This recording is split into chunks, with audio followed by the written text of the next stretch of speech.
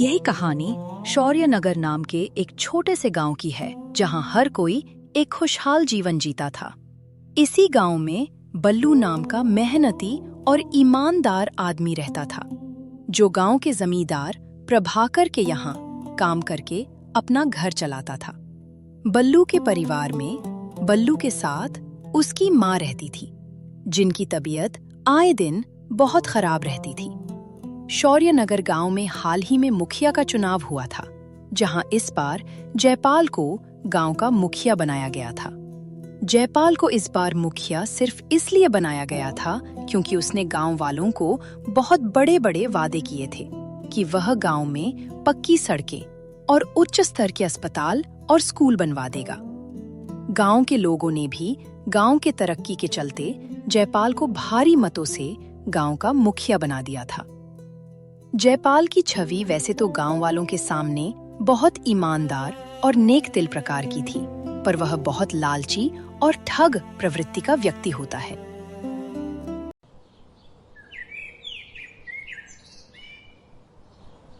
जयपाल को गांव का मुखिया बने अब महीने भर से ऊपर हो चुका था, परंतु उसने अपने वादों के मुताबिक अभी एक भी काम शुरू नहीं किया था। एक दिन इसी सिलसिले में गांव के पंचायत के कुछ सदस्य आपस में बात कर रहे होते हैं। भाई गिरधर, गांव के सर्वसम्मति से जयपाल गांव का मुखिया तो बन गया है, परंतु उसने अब तक अपने वादों के हिसाब से किसी भी काम की शुरुआत नहीं की है।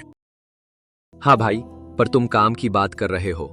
मुखिया बनने के बाद तो मुझे लगता है कि वो अब तक किसी को नजर भी नहीं आया है। भाई, पर ऐसे तो काम नहीं चलेगा, क्योंकि उसने कुछ नहीं किया तो हम गांव के पंचों पर भी लांछन लगेगा कि हमने गलत व्यक्ति का साथ देकर उसे मुखिया बना दिया।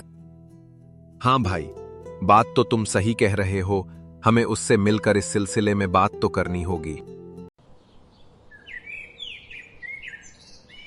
अगले दिन प्रभाकर और गिरिधर जयपाल से मिलने उसके घर के बाहर पहुंच जाते हैं, परंतु दोनों उसके घर के बाहर ही रुक जाते हैं। गिरधर भाई, हम आ तो गए हैं, परंतु हम उससे बोलेंगे क्या? भाई, ज्यादा कुछ नहीं। हम उसे कहेंगे कि हम बस उसका हालचाल लेने आए हैं और बातों बातों में उसने किए वादों के बारे में पूछ लेंगे। हाँ भाई, ये ठीक रहेगा, ताकि उसे ये लगे कि हम बस उसका हालचाल लेने आए और उसी बीच गांव में काम करने की उसकी मंशा भी जान लेंगे। फिर क्या था, प्रभाकर और गिरधर दोनों जयपाल के घर के अंदर पहुंच जाते और उसके घर का नाक नक्शा देखकर दोनों के दोनों दंग रह जाते हैं। वहां उन्होंने देखा कि जयपाल का घर नए सामान से भरा पड़ा था। जयपाल की स्थिति देखकर दोनों हैरान रह गए, परंतु इस बारे में दोनों ने उससे कुछ भी नहीं कहा और उसका हालचाल लेने लगे। जयपाल जी, कैसे हो आप सब? कुशल मंगल तो है ना? हाँ प्रभाकर भाई, सब मस्त है ऊपर वाले की दुआ से। और आप बताइए, कैसे आना हुआ? कुछ काम था क्या मुझसे? नहीं नहीं, बस कुछ दिनों से आपको देखा नहीं था तो सोचा आपका हालचाल लेते चले। वो हम दोनों बस आपके घर के पास से ही गुजर रहे थे तो सोचा आपसे मिलते चले। जयपाल भाई, आप काफी व्यस्त लग रहे हैं, कहीं हमने आपको परेशान तो नहीं कर दिया अचानक आकर? नहीं भाई, बिल्कुल नहीं। वो थोड़ा गांव के कामों में व्यस्त रहता हूँ, तो ज्यादा बाहर आप लोगों से मिल नहीं पाता। और जब से मुखिया बना हूँ तब से शहर आना जाना लगा रहता है। कभी कभी तो गांव के काम के सिलसिले में वहीं रुकना भी पड़ जाता है। अच्छा जयपाल भाई, तो कहाँ तक बात पहुंची? शहर आने जाने का कुछ फायदा हुआ या नहीं? गिरिधर की ऐसी प्रभाकर की बात जयपाल भली भांति समझ गया था, पर वह अनजान बनने लगा। कहाँ तक बात पहुंची? इसका क्या मतलब हुआ प्रभाकर भाई? वो आपने मुखिया बनने से पहले जो वादे किए थे कि सड़कें बनेंगी, स्कूल और अस्पताल बनेंगे, उन्हीं वादों के सिलसिले में शहर आना जाना लगा है ना? हाँ भाई, उन्हीं वादों के सिलसिले में तो इतना भाग दौड़ कर रहा हूँ। तो कहाँ तक बात पहुंची? क्या लगता है कब तक शुरू करेंगे आप ये काम? देखिए भाई, मैं अपनी तरफ से तो पूरी कोशिश कर रहा हूँ, पर सरकारी फंड में कुछ देरी हो रही है। आप तो जानते हैं कागजी काम में कितना वक्त लगता है। सही कहा आपने भाई, लेकिन गांव के लोग सवाल करने लगे हैं कि मुखिया बनने के बाद तो आपका दिखना ही बंद हो गया है। उन्हें तो इस बात का डर है कि आप कुछ करेंगे भी या नहीं। और आप तो जानते ही हो कि आपके मुखिया बनते समय हमने आपका बहुमत से साथ दिया था, तो हमें डर है कि कहीं यह बात हमारे ऊपर ना आ जाए। गिरिधर की ऐसी बातें सुनकर जयपाल परेशान हो जाता है और सोचने लगता है। अब इन लोगों को बहला फुसलाकर यहां से भगाना पड़ेगा, वरना बातों बातों में इन्हें मुझ पर कहीं शक ना हो जाए। गिरिधर भाई, आप चिंता मत करिए। मैंने जो जो वादे किए हैं उन सभी को मैं पूरा करूंगा, और आप लोग गांव वालों की चिंता मत कीजिए। मैं सब संभाल लूंगा। कुछ दिनों में जब वह लोग गांव का बदला हुआ स्वरूप देखेंगे तो गांव के सभी लोगों को मुझ पर भरोसा हो जाएगा। आप तो जानते ही हो ना, अच्छे काम को थोड़ा समय तो लगता है, तो बस कुछ समय रुक जाइए और फिर चमत्कार देखिए। ठीक है जयपाल भाई, पर देखिए थोड़ा कुछ जल्दी हो सके तो अच्छा रहेगा, और हो सके तो छोटे मोटे कामों की शुरुआत हो जाती तो बहुत अच्छा होता। जी भाई, मैं पूरी कोशिश करता हूं कि जल्द से जल्द गांव के काम शुरू हो जाए। फिर क्या था, जयपाल से बात करके प्रभाकर और गिरिधर दोनों उसके घर के बाहर आकर आपस में बात करने लगते हैं।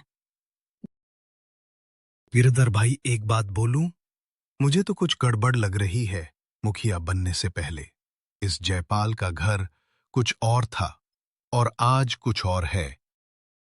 हाँ भाई, बात तो तुम पाते की कह रहे हो। मुझे भी उसके घर के साजो सामान को देखकर कुछ गलत तो लग रहा है।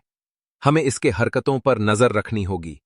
कहीं यह कोई गलत काम न कर रहा हो जिसकी वजह से पूरे गांव को पछताना पड़ जाए। हाँ भाई, क्योंकि अगर ये कोई गलत काम करेगा तो इसके साथ तो हमें भी घसीटा जाएगा, क्योंकि हम भी तो इसके जीत में बहुत बढ़ चढ़कर मनोरंजन कर रहे थे। गिरिधर और प्रभाकर के मन में जयपाल को लेकर शक बढ़ते जा रहा था। उन्होंने तय किया कि वह जयपाल की हर गतिविधि पर नजर रखेंगे।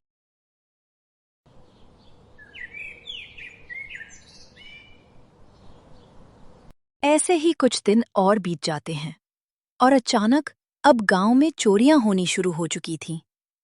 चोर कभी किसी के यहाँ से पैसे चुरा लेते थे, तो कभी किसी के यहाँ से उनके घर का महंगा सामान।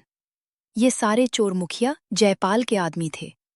वो गांव में सभी के यहाँ चोरी करवा रहा था, ताकि कुछ समय में सभी लोग परेशान हो जाएं और सभी गांव वालों की मालिया हालात खस्ता हो जाए।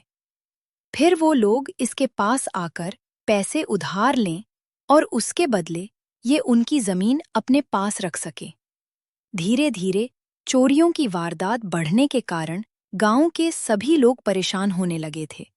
इसी बीच एक दिन बल्लू के घर भी चोरी हो जाती है, परंतु उस वक्त वो सोया हुआ था, जिस कारण उसे अब तक इसकी भनक नहीं लगती है। चोरी की अगली सुबह बल्लू देखता है उसकी माँ की दवाई खत्म हो गई है। माँ की दवाई तो खत्म हो चुकी है, मुझे अभी जाकर लानी होगी। बल्लू दवाई लेने के लिए जब पैसे अपने पैसों के डिब्बे से निकालने जाता है, तो देखता है पैसों का डिब्बा पूरा खाली है। हे भगवान, यह क्या हो गया? मेरे घर पर भी चोरी हो गई। अब मैं क्या करूं? मुझे जल्द से जल्द घर का और सामान भी देखना होगा। चोरी का पता लगने पर बल्लू घर का बाकी सामान का जायजा लेने लगता है। बल्लू जैसे ही अलमारी खोलता है, वो देखता है वो भी पूरी तरह से खाली है। अब बल्लू बुरी तरह से परेशान हो जाता है। चोरों ने पैसों के साथ साथ मेरे माँ के गहने भी चुरा लिए। अब मैं माँ से क्या कहूंगा? माँ को चोरी की बात पता चली तो वह बहुत परेशान हो जाएगी। मुझे यह बात माँ को बिना बताए जल्द से जल्द मुखिया जी के पास जाना होगा और उन्हें इस चोरी के बारे में बोलना होगा। अब वो ही मेरी मदद कर सकते हैं। फिर क्या था, बल्लू अपनी माँ को चोरी की बात ना बताते हुए सीधे मुखिया जयपाल के घर के लिए निकल जाता है। कुछ देर में वो मुखिया के घर पर पहुंच जाता है। बल्लू को देखकर मुखिया बोलता है। अरे बल्लू भाई, कैसे हो? सब ठीक तो है? अचानक कैसे आना हुआ? मुखिया जी, मेरे घर में चोरी हो गई है। चोरों ने मेरे सारे पैसे और माँ के थोड़े बहुत जो गहने थे उन्हें भी चुरा लिए। मैं बहुत परेशान हूँ। मेरी माँ की तबीयत खराब रहती है अब उनके इलाज के लिए भी पैसे नहीं हैं। आपसे मदद की उम्मीद लेकर आया हूँ। बल्लू की बात सुनकर वैसे तो जयपाल को फर्क नहीं पड़ता है, पर वो बल्लू के सामने दिखावा करने लगता है। क्या तुम्हारे घर भी चोरी हो गई? ये तो बहुत बुरा हुआ बल्लू। गांव में चोरी की घटनाएं बढ़ती जा रही हैं। तुम चिंता मत करो, मैं खुद इस मामले को देखूंगा। मैं जल्द से जल्द इन चोरों को पकड़ने का इंतजाम करता हूं। मुखिया जी, जो भी करना है जल्दी कीजिए। मैं बहुत गरीब हूँ। मैंने किसी तरह मेहनत मजदूरी करके वह पैसे बचाए थे ताकि माँ का शहर जाकर इलाज करा सकूं, पर वह भी चोरी हो गए। माँ को तो अभी तक यह पता भी नहीं है। अगर उनको पता चला तो वह मुझसे ज्यादा परेशान हो जाएंगी। बल्लू भाई, परेशान मत हो। मैं बोल रहा हूं ना, मैं आज ही जाकर इंस्पेक्टर साहब से मिलकर आता हूं और गांव में गश्त बढ़ाने बोलता हूं। हाँ मुखिया जी, अब आप ही कुछ कर सकते हैं। उन चोरों को जल्दी से पकड़ के मुझे मेरे पैसे और गहने वापस दिलवा दीजिए। बल्लू मुखिया की बात सुनकर थोड़ी राहत महसूस करता है और वहां से निकल जाता है। बल्लू इसी परेशान हालत में जमींदार प्रभाकर के यहाँ खेत पर काम करने चला जाता है। पर बल्लू जब वहां पहुंचा तो उसको परेशान देखकर प्रभाकर ने उससे पूछा। क्या हुआ बल्लू, इतने परेशान क्यों हो? कुछ हुआ है क्या? हाँ सेठ जी, कल रात मेरे यहाँ भी चोरी हो गई। चोरों ने घर से सारे पैसे और माँ के गहने दोनों चुरा लिए। अब मेरे पास माँ की दवाई के लिए भी पैसे नहीं हैं। प्रभाकर तुरंत कुछ पैसे बल्लू को दे देता है।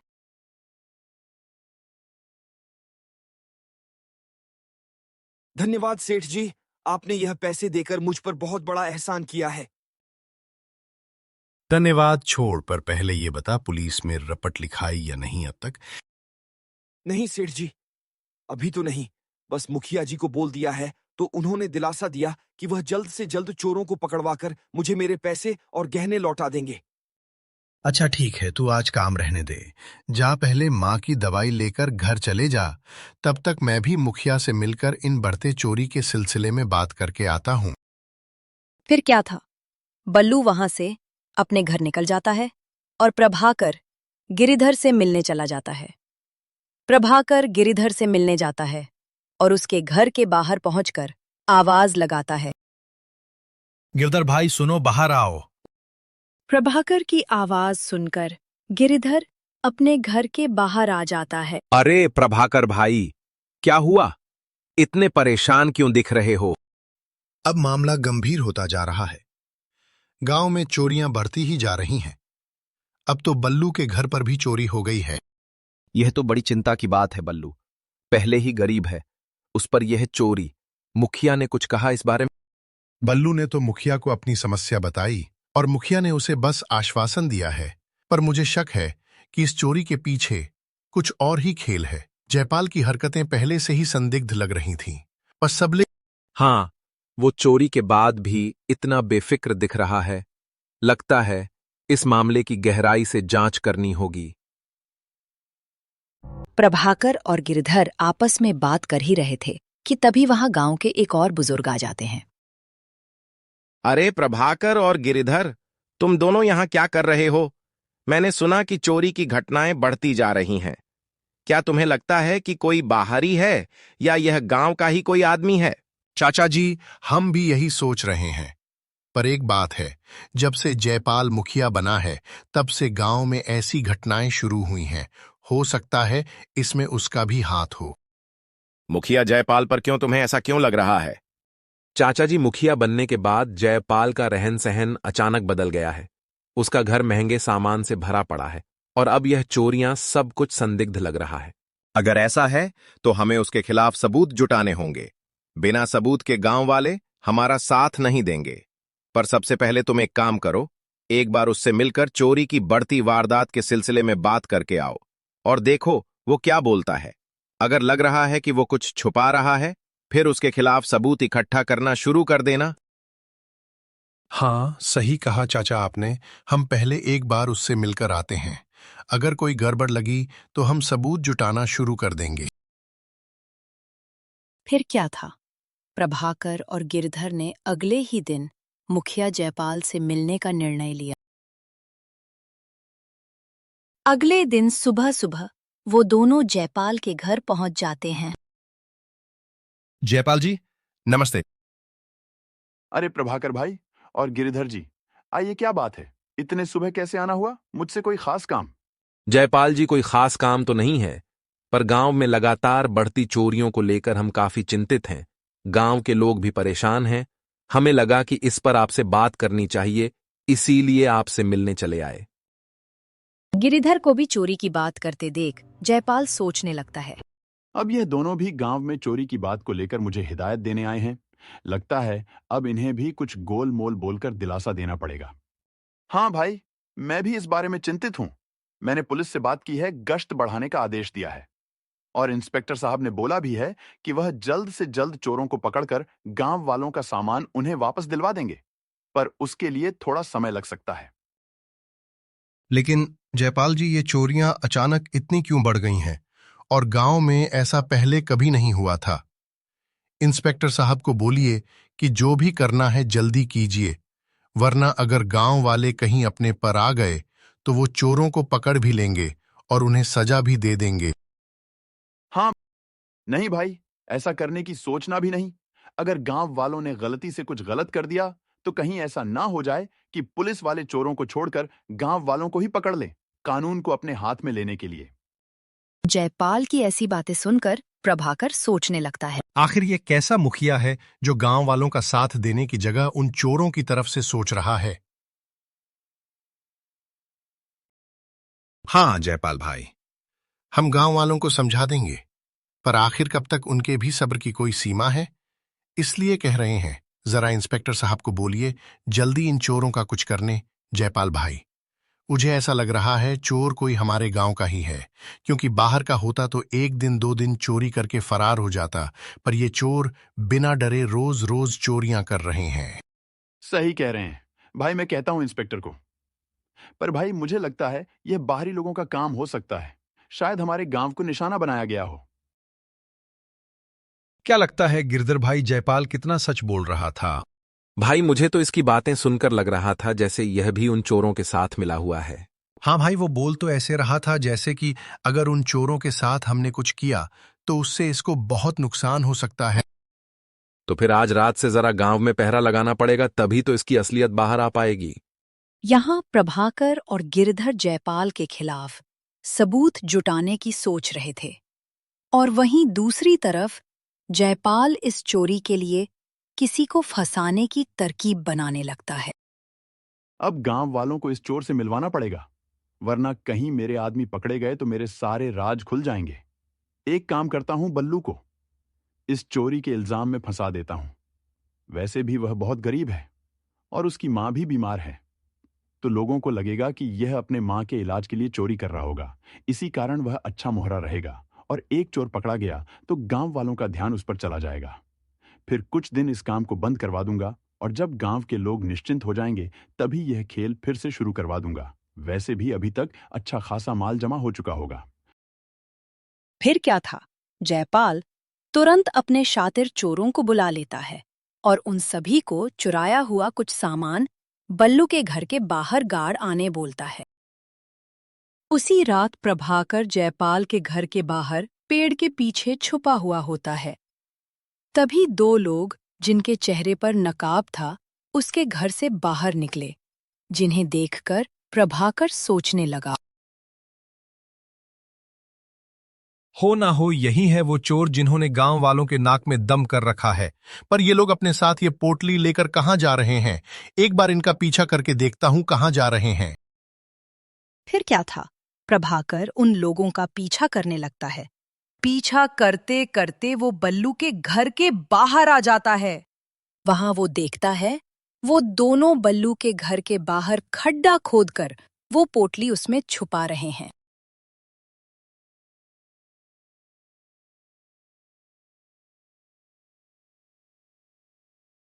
चल भाई, मालिक के कहे अनुसार इसे तो छुपा दिया।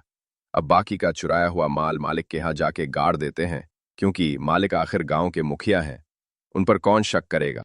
उसकी चिंता क्यों कर रहा है? वो माल तो मालिक के पास सही सलामत है। यहाँ ये दोनों आपस में बात कर रहे होते हैं।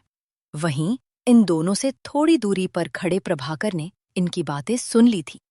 फिर वो दोनों वहां से बाकी का चुराया हुआ माल लेने फिर से जयपाल के घर की ओर चल देते हैं।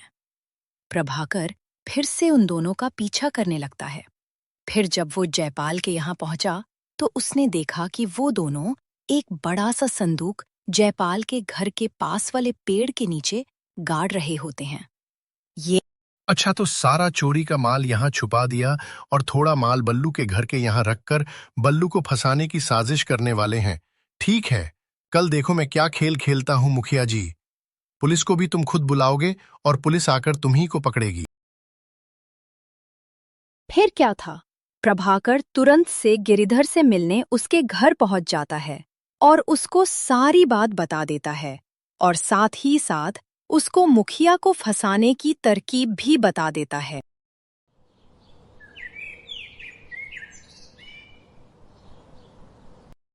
अगली सुबह सुबह बूढ़े चाचा जयपाल के घर के बाहर आकर जोर जोर से उसको आवाज लगाने लगते हैं। बूढ़े चाचा को इतने जोर जोर से चिल्लाते सुन जयपाल डर जाता है और सोचने लगता है, अब कौन सी नई मुसीबत आ गई? कहीं मेरे आदमी पकड़े तो नहीं गए? नहीं, ऐसा नहीं हो सकता। रात को तो वह मुझे मिलकर गए थे, तब तक कुछ नहीं हुआ था और उन्होंने ने भी कुछ नहीं किया था। चलो देखकर आता हूं, क्यों चिल्ला रहा है ये बूढ़ा? जयपाल हिम्मत जुटाकर बाहर आ जाता है। क्या हुआ चाचा? क्यों चिल्ला रहे हो? क्या परेशानी है? अब क्या बोलूं तुझे, जब से तू मुखिया बना है गांव में कुछ अच्छा नहीं हो रहा है। गांव में किसी न किसी के यहाँ चोरी हो रही है। कल रात मेरे घर भी चोरी हो गई। अभी यहाँ बूढ़े चाचा और जयपाल बात कर रहे थे, तभी वहाँ गिरधर आ जाता है। क्या हुआ जयपाल भाई, कोई परेशानी है क्या? यह चाचा इतना क्यों चिल्ला रहे हैं? हाँ भाई, कल रात चाचा के यहाँ भी चोरी हो गई है और इस चीज के लिए यह मुझे जिम्मेदार ठहरा रहे हैं। क्यों चाचा, आप मुखिया जी को क्यों जिम्मेदार ठहरा रहे हो? कल रात को जब मैं आपके घर के पास से गुजर रहा था तभी मैंने बल्लू को आपके घर के बाहर टहलते देखा था। कहीं उसने तो यह चोरी नहीं की ना? गिरिधर की ये बात सुनकर जयपाल तो बहुत बहुत खुश हो जाता है और मन ही मन में सोचने लगता है, क्या बात है, लगता है ऊपर वाला भी मुझ पर मेहरबान है। जिसको मुझे फंसाना था वो तो खुद ब खुद ही फंस गया। हाँ भाई, ऐसा हो सकता है। बल्लू चोरी कर सकता है। वो कुछ दिन पहले मेरे पास पैसे मांगने आया भी था, क्योंकि उसे अपनी माँ का इलाज कराना है शहर ले जाकर। पर मेरे पास इतने पैसे नहीं थे तो मैंने उसे मना कर दिया था। फिर देर किस बात की है? जयपाल भाई, आप तुरंत पुलिस को बुलाकर उसके घर की तलाशी लेने बोलिए। अगर उसने चोरी की होगी तो उसने चोरी का सामान अपने घर में ही रखा होगा। ठीक है भाई, मैं अभी इंस्पेक्टर साहब को बुलाकर बल्लू के घर ले जाता हूं। और चाचा, आप भी चिंता मत कीजिए, आपका चोरी का सामान मिलते ही मैं आपको लौटा दूंगा। फिर कुछ देर में जयपाल और इंस्पेक्टर दोनों बल्लू के घर पहुंच जाते हैं और इंस्पेक्टर बल्लू को घर से बाहर बुलाता है। बल्लू बाहर आ, देख कौन आया है। इंस्पेक्टर की आवाज सुनकर बल्लू अपने घर के बाहर आ जाता है। क्या हुआ इंस्पेक्टर साहब? आप और मुखिया जी अचानक मेरे यहाँ, मुझसे कुछ काम था क्या? बल्लू, अब भोला बनकर कुछ नहीं मिलेगा तुझे। सच सच बता दे कि गांव में तूने कितनी चोरियां की है। नहीं इंस्पेक्टर साहब, मुखिया जी झूठ बोल रहे हैं। मैंने कोई चोरी नहीं की है। मुझे फंसाया जा रहा है। रुको बल्लू, अभी सब दूध का दूध और पानी का पानी हो जाएगा कि तुमने चोरी की है या तुम्हें फंसाया जा रहा है। मुझे जरा तुम्हारे घर की तलाशी लेने दो। तभी इंस्पेक्टर की नजर पास की मिट्टी पर पड़ती है और जब वो उसे हटाता है तो वहां से पोटली मिलती है। पोटली को देखकर बल्लू तो चौंक जाता है, पर जयपाल बहुत खुश होता है और इंस्पेक्टर पोटली को हाथ में उठाकर मुखिया से बोलता है, मुखिया जी, ये रहा आपका मुजरिम। अब बोलिए क्या सजा देना है इसे? इंस्पेक्टर साहब, ले जाइए इसे और डाल दीजिए जेल में। इसने सभी गांव वालों के नाक में दम कर रखा था। नहीं मुखिया जी, मैंने कोई चोरी नहीं की है। पक्का मुझे फंसाया जा रहा है। तभी वहां प्रभाकर आ जाता है और इंस्पेक्टर से कहता है, रुकिए इंस्पेक्टर साहब, ये बल्लू चोर नहीं है। चोर तो ये मुखिया है। अगर आपको पकड़ना है तो इस मुखिया जयपाल को पकड़िए। यही है जिसने सभी गांव वालों को लूटा है। प्रभाकर से ये बात सुनकर जयपाल के नीचे से जमीन ही खिसक जाती है। ये क्या कह रहे हो प्रभाकर भाई? मैंने गांव वालों को लूटा है, क्यों मजाक कर रहे हो? मैं मजाक नहीं कर रहा हूं। तुम्हारी पूरी चाल मुझे पता है। मैंने रात को तुम्हारे लोगों को देख लिया था और उनकी बातें भी सुन ली थी। और जिस इंस्पेक्टर को तुमने बुलाया है, इन्हें पूरी बात पता है। ये बस तुम्हारे सामने अनजान बन रहे हैं। इस समय तुम्हारे वाले दोनों आदमी भी जेल में हैं और उन्होंने तुम्हारे खिलाफ कबूलनामा भी दे दिया है। ये सारी बातें सुनकर तो जयपाल पसीने से पानी पानी हो जाता है। अब चुप रहकर कुछ नहीं होगा। बताओ, तुमने गांव वालों के साथ ऐसा क्यों किया? जयपाल को समझ गया था कि अब चुप रहकर भी उसको कोई फायदा नहीं था, इसलिए उसने अपनी सारी कहानी सुनानी शुरू कर दी। मुखिया बनना तो मेरे तरकीब का एक हिस्सा था। मैं इस गांव के सभी लोगों से उनकी जमीन लेकर शहर के एक बड़े व्यापारी को देने वाला था, ताकि वह यहां एक चीनी मिल खोल सके। और उसके बदले वो मुझे बहुत सारे पैसे देने वाला था। पर मेरे सीधे मांगने से तो शायद कोई राजी नहीं होता, तो मैंने सोचा कि लोगों को किसी भी तरह से परेशान करके उनकी जमीन छीन लूं। और मुझे सबसे आसान यही लगा कि अगर लोगों के यहाँ चोरी करवा के उनकी मालिया हालात को बदतर से बदतर बना दूंगा, और फिर वो लोग पैसों की मदद के लिए मेरे पास आएंगे और पैसे देने के बहाने मैं उनकी जमीन अपने नाम करवा लूंगा। फिर क्या था? जयपाल के मुंह से उसकी पूरी हकीकत सुनने के बाद इंस्पेक्टर उसे अपने साथ ले जाते हैं। धन्यवाद सेठ जी। अगर आप अपनी चतुराई नहीं दिखाते तो मुखिया जी पूरे गांव के सभी चोरियों का जिम्मेदार मुझे ठहराकर मुझे अंदर करवा देते। तो इस तरह बेईमान मुखिया की सच्चाई भी सबके सामने आ गई और गांव की चोरियों का भी अंत हो गया। तो दोस्तों, कहानी आपको कैसी लगी हमें कमेंट में जरूर बताएं। अगर आपको हमारी मेहनत पसंद आई हो तो हमारे चैनल को सब्सक्राइब करना ना भूलें और बेल आइकन दबाएं ताकि नई कहानियों की नोटिफिकेशन सबसे पहले आपको मिले। धन्यवाद।